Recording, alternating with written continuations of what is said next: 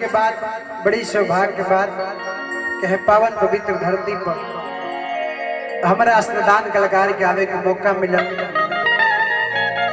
बड़ा ही बढ़िया यहाँ से दिन बा, मतारी के दिन बा, जवना माई की कृपा होला तो हमन के गावे नहीं जा, बजावे नहीं जा, बोले नहीं जा, बतियावे नहीं जा, पढ़े नहीं जा, लिखे नहीं जा। और माँ शारदा के दरबार में आज हमने के आवे के मौका मिलल। पूरा कमेटी श्री श्री सरस्वती पूजा के जितना भी कमेटी काज करता लोग और हमारे बड़े भैया रोशन भैया जी बड़ी ही कलाकार कलाकार आदमी बनी वहाँ के माध्यम से आवे के मौका मिलल। तो चली दो गीत के फरमाइश बना जी। अनुशासन है देश को महान बनाता है, ऑर्डर के अनुसार ही चलल तो बढ़िया रहे ना जी। तो जितना भी हमारे श्रोता समाज हमारे भैया चाचा गर्जियन लोग जुटल बा, सबका के हम गायक सोनू सरगम यादव यही जैसे चरण छू के प्रणाम करते एक बार आप लोग ताली बजा के आशीर्वाद देते। अगर हमारा से गावे बजावे में त्रुटि हो जाए तो घर के छोट भाई भतीजा बालक समझ के क्षमा कर दे हुई। कैसे कि तुलसी बाबा रामचंद्र मानस जब रचना कर लगनी तो वहाँ के सर्वप्रथम लिखनी कि जिन बालक पर तू तरी दाता आ सुन ही मनित और पितु और माता, है ना जी।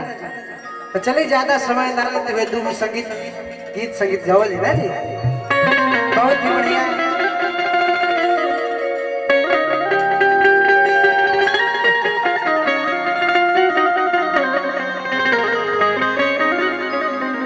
ओहो जोड़ा देखे टीम के पूरा सजिंदा लोग के प्रणाम हमारा तरफ से।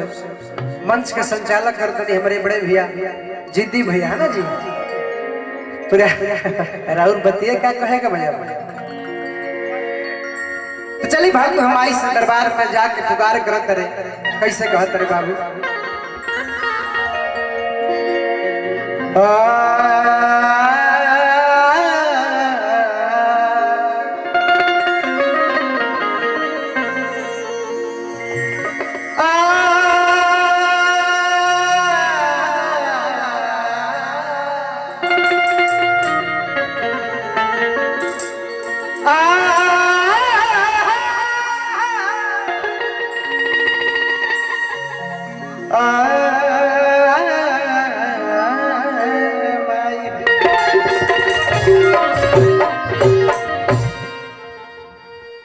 ओम जयंती मंगला काली भद्री काली कपालिनी हर दुर्गा क्षमा शिवा दात्री स्वाहा सुधा नमस्ते।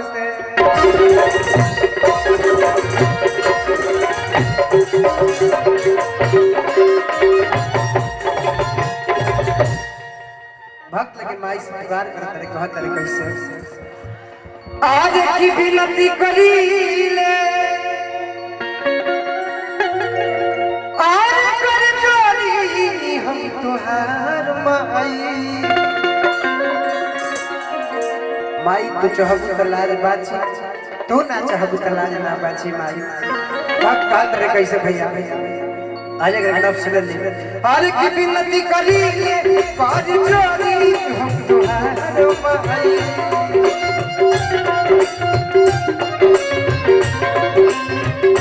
विनती करी ले कर जोड़ी हम तुहार माई। माई के कंठ पर विराज लाज राखो सब पीछे ये माई।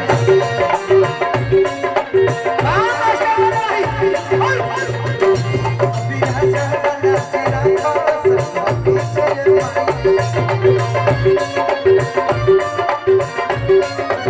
ए बाबा विनती करी ले कर जोड़ी हम तुहार माई।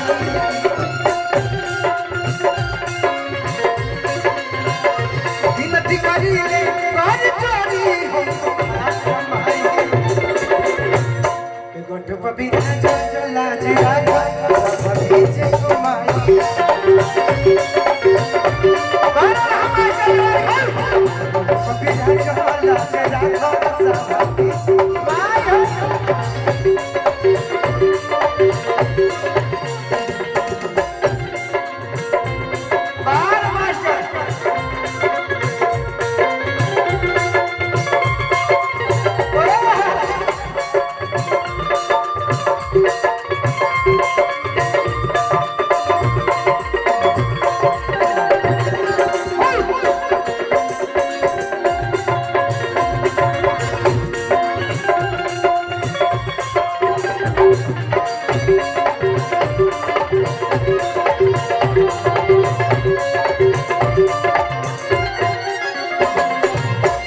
भक्त कहतर माई तने देखी माई के जागरण हो आई दिन आज के दिन लौट के आई ना फिर साल भर बादे आई तो मीठा मीठा ताली बाजे तो बड़ा बढ़िया लगे है ना जी भक्त कहतर माई से टूटल साची की बात आज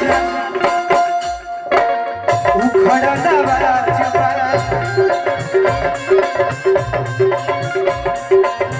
तोहरे भरोसे तोहरा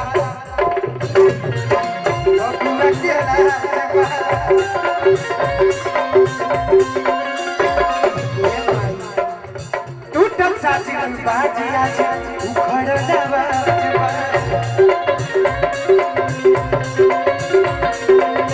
तोहरे भरोसे तोहरा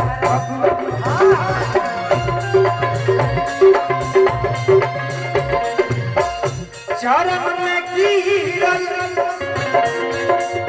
आज सनू के उठावे माई